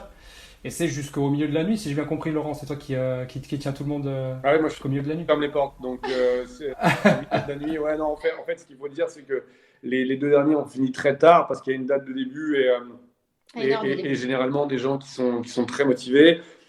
C'est compliqué de dire à des gens motivés qui ont des questions, c'est terminé, c'est fini, ils ont fait le déplacement, donc on répond forcément à toutes les questions. Oui. C'est pour ça que ça commence plus tôt que les autres fois, d'ailleurs. Les fois dernières. Donc voilà, toutes les personnes qui souhaitent apprendre, d'habitude, on fait de la promo pour un événement qui est payant, là, il n'y a rien à vendre. Donc toutes les personnes qui souhaitent apprendre et qui sont dans une dynamique de vouloir passer à l'action, je pense que ça peut être un super rendez-vous à noter dans l'agenda pour faire le déplacement venir. Écouter, si on est timide, pas poser de questions, ce qui serait dommage, mais au moins écouter, s'inspirer. Et puis, si on a envie d'aller plus loin, poser des questions. Il y aura vraiment du beau monde. Il y a des tables rondes, il y a des gens qui font le déplacement. Je pense à Carola Artaud qui arrive du Sud, à Junior également qui monte de Cannes. Donc voilà, c'est un événement qui n'est pas pris à la légère par les intervenants, par les participants, par les intervenants et par les organisateurs, pardon. Donc aux participants aussi de se dire, j'y vais aussi, pas juste dans le but de boire un jus d'orange, quoi. C'est l'idée, c'est d'avancer, faire un déplacement pour avancer, quoi. Ok, ça marche. Bon, écoute, c'est super. Et donc l'événement, vous pouvez vous y inscrire gratuitement sur la page des rencontres du Grand Ouest sur Facebook. Vous tapez rencontres du Grand Ouest. Ou alors De Rennes Compagnie, vu que c'est très lié, c'est organisé par De Rennes Compagnie, c'est la société de Mathieu qui était avec nous tout à l'heure. Du coup, pour terminer, on termine toujours les épisodes par répondre à une question de quelqu'un sur Instagram. Et donc là, alors, j'ai essayé de réduire la question le plus possible. En gros, je vous explique. Cette personne, visiblement, elle a acheté un bien, elle a acheté un immeuble sur un... en fait, elle a des remontées capillaires, donc à mon avis, elle est sur une nappe phréatique ou une rivière souterraine, enfin quelque chose comme ça. Et grosso modo, elle a des remontées capillaires sur son rez-de-chaussée alors qu'elle a une cave. Donc vous imaginez la remontée que c'est. Elle m'a envoyé quelques photos, c'est assez impressionnant.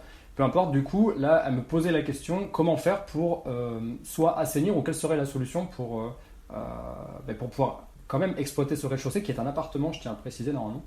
alors qu'elle a des remontées d'humidité sur le mur. Alors, avant de parler de traitement, puisqu'il existe des traitements pour étanchéifier qui sont assez coûteux, Ouais. mais qui techniquement fonctionnent, l'idée, ce serait de savoir comment est exploité aujourd'hui le logement. Est-ce que Ouais. la base de tout, c'est la ventilation? Puisqu'en fait, on est sur des points de rosée qui sont très très bas, puisqu'on parle d'humidité, et il va falloir gérer le delta entre ces points de rosée très bas et la température de l'appartement. Si je n'ai aucun brassement d'air, en fait, je vais avoir un choc des températures qui fait que forcément, je vais créer des noirceurs, des moisissures et une inexploitation du local. Donc, la ventilation. 2, est-ce que le logement est chauffé actuellement? Est-ce qu'aujourd'hui, j'apporte une source de chaleur qui me permet de pouvoir traiter et d'avoir une différence de température, ou juste je suis complètement fermé, cloisonné, pas d'air, pas de système de chauffage, et là pour le coup j'ai tous les feux qui sont au vert pour avoir des remontées capillaires, donc des remontées d'humidité, donc par capillarité, et pas des remontées capillaires. Pour préciser. Je me reprends, mais... Remontée capillaire. J'ai dit remontée capillaire? Non, moi, c'est des Ah oui. remontées par capillarité. Par capillarité. Si le mec qui fabrique des cheveux dans le logement, ça va pas le faire. Donc à cause de l'humidité. Pour savoir un petit peu plus. Et moi, j'ai eu le cas sur un de nos participants à notre mastermind qui se reconnaîtra, il s'appelle Mehdi, sur lequel il avait acheté un appartement. Il a tout refait. Et au moment de le louer, à 3 semaines de le louer, il retourne dans l'appartement et il voit plein sur les nouvelles peintures, sur les nouveaux placos, plein de traces noires, des points, et ça remonte. Et en fait, juste le fait de ventiler, puisqu'il n'y avait pas d'électricité encore et il n'avait pas mis la ventilation, juste le fait d'allumer la ventilation sans pour autant chauffer plus, les traces se sont arrêtées du moment où il a mis la VMC. Donc voilà, on peut les traiter de différentes manières. Il y a la phase brutale à dire je rends le truc en mode blocos et je vais traiter, et là c'est assez coûteux. Ou alors déjà, c'est le fait de beaucoup ventiler et de chauffer l'appartement. Après, Sophie, si tu as d'autres choses... Juste pour préciser, Sophie, quand même, avant que tu répondes, d'après les photos, le bien, il est en mode complètement détruit, il est en attente de travaux, quoi. Il est à nu, et évidemment, il n'est pas chauffé, donc forcément, ça va peut-être... Ouais, c'est marrant parce que justement, j'ai ce problème-là. Actuellement, il y a un de mes locataires du co-living.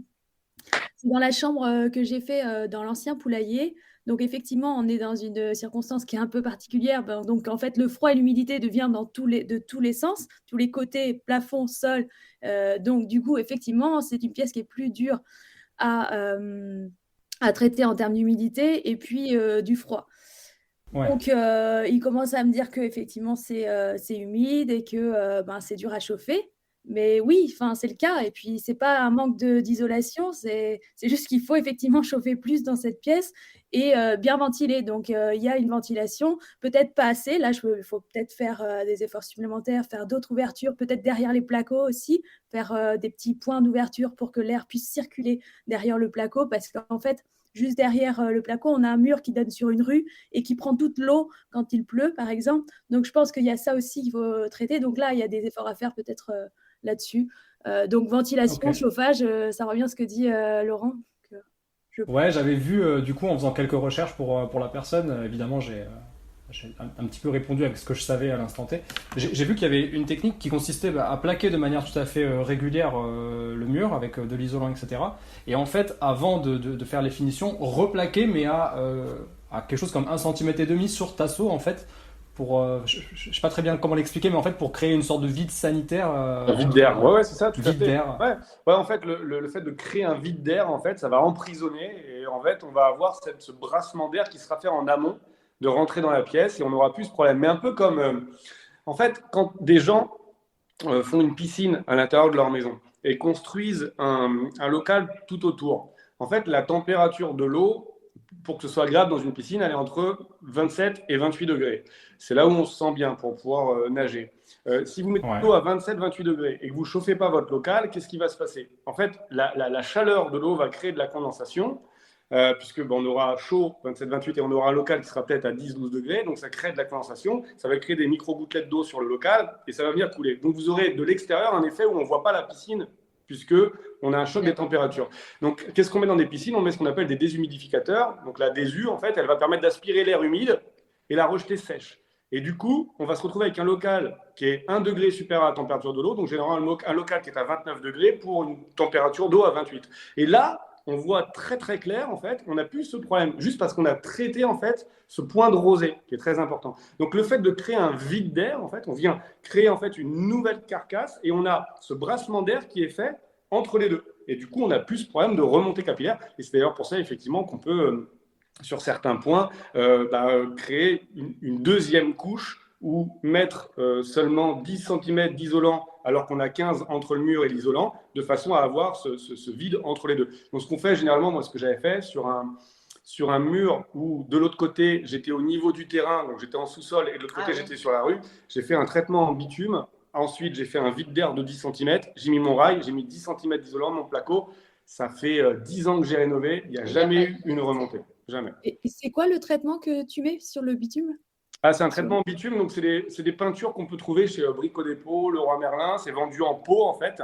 Et c'est une peinture très, très épaisse, noire. Et tu viens la mettre au rouleau ou au pinceau. Et donc, tu viens la mettre. Ça crée donc déjà une étanchéité, en fait, entre le mur extérieur et le mur intérieur. Et ensuite, tu as ton vide d'air, tu as ton isolant, et puis tu as ton placo qui vient par-dessus. Et là, tu n'as plus de problème d'humidité depuis le mur. Ok. Bah, c'est super. C'est super. Bah, merci pour tous ces tips. On s'entraide et puis on aide en même temps tous les auditeurs qui ont des choses similaires. Je pense que les remontées d'humidité, c'est un peu le quotidien de n'importe quel investisseur qui se respecte, qui commence à accumuler du foncier. Généralement, dans l'ancien, c'est normal. On arrive au terme de cette table ronde des investisseurs sur la thématique des travaux. Et du coup, je voulais juste vous inviter tout simplement à nous donner un petit peu des nouvelles de votre actu. On peut terminer là-dessus. Où est-ce qu'on peut vous retrouver sur les réseaux? Qu'est-ce que vous faites en ce moment? Où est-ce qu'on peut vous retrouver? Dites-nous tout. Vas-y, Sophie. Eh bien, comme je disais tout à l'heure, moi, je suis en ce moment plus sur l'étude de nouveaux projets. Donc, voilà, on saura certainement dans quelques mois. En attendant, moi, je voyage beaucoup. Cette année, j'ai pas mal voyagé. Je repars en janvier. Donc, il faut aussi savoir profiter entre les projets, savoir se récompenser. On fait aussi ça pour ça.